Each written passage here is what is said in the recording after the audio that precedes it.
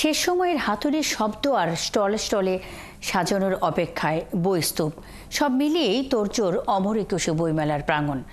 দম ফেলার সময় নেই। মেলার শেষ সময়ের প্রস্তুতি নিয়ে বিস্তারিত জানাচ্ছেন বুলবুল আহমেদ জয়।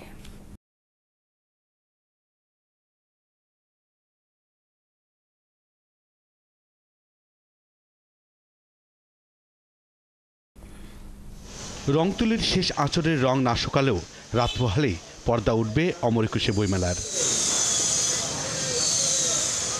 সময় খুবই কম, সূর্য অস্ত যাওয়ার আগে শেষ করতে হবে স্টল সজ্জার কাজ।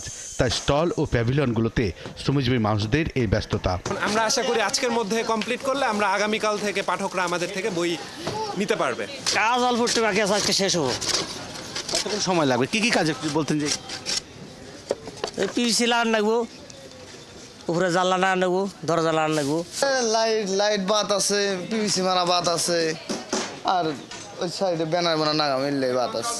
আগামীকালকে হয়তো দেখা যায় আপনার গাড়ি ঢুকাইতে লেট হয়ে যাবে বা রাস্তার জ্যামজট থাকবে, ওই হিসাব করে আমরা আজকে বইগুলো নিয়ে আসছি আর কি।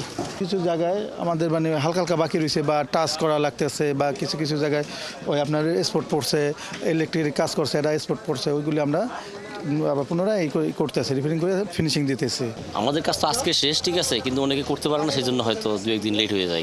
ওই যে কাজ বেশি ধরে, সব গুছাচ্ছি, আশা করি গুছানো শেষ হয়ে যাবে। তবে এবার বইমেলা নিরাপত্তা নিয়ে পুলিশ কমিশনার গণমাধ্যম কর্মীদের জানিয়েছেন 24 ঘন্টায় পুলিশের কঠোর নজরদারিতে থাকবে পুরো মেলা প্রাঙ্গণ।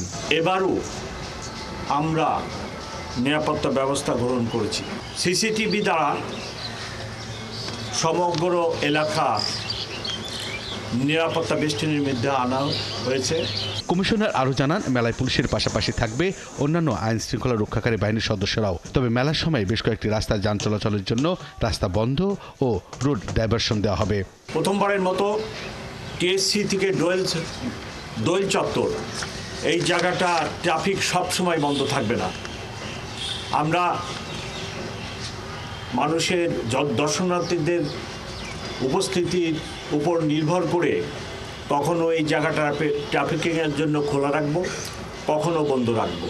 1 ফেব্রুয়ারি অমর একুশে বইমেলার উদ্বোধন করবেন অন্তর্বর্তী সরকারের প্রধান উপদেষ্টা ডক্টর মোহাম্মদ ইউনূস। বুলবুল আহমেদ জয়, 71, ঢাকা।